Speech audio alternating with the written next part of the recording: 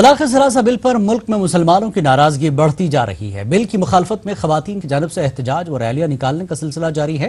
ممبئی سے متصل تھانہ شہر میں بھی ہزاروں خواتین نے چلچلاتی دھوپ میں احتجاجی ریلی نکالی۔ 3 کلومیٹر تک چلنے کے بعد ریلی جلسے عام میں تبدیل ہو گئی۔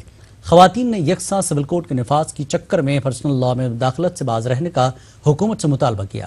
اس سلسلے میں ایک میمورنڈم صدر جمہوریہ اور وزیر اعظم کے نام ضلع کلکٹر کے نمائندے کو پیش کیا گیا۔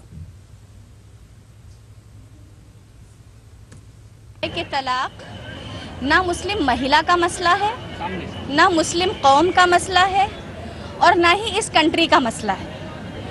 ہمارا مسئلہ طلاق نہیں ہے، یہ پرابلم نہیں ہے، یہ پرابلمز کا سلیوشن ہے۔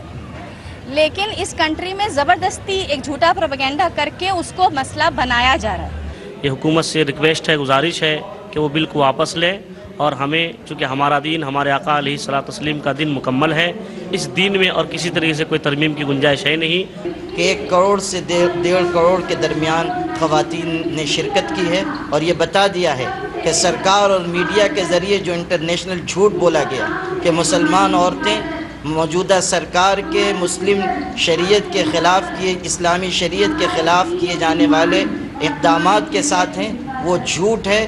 سچائی یہ ہے کہ مسلمان عورتیں مسلم پرسنل لاء کے ساتھ ہیں۔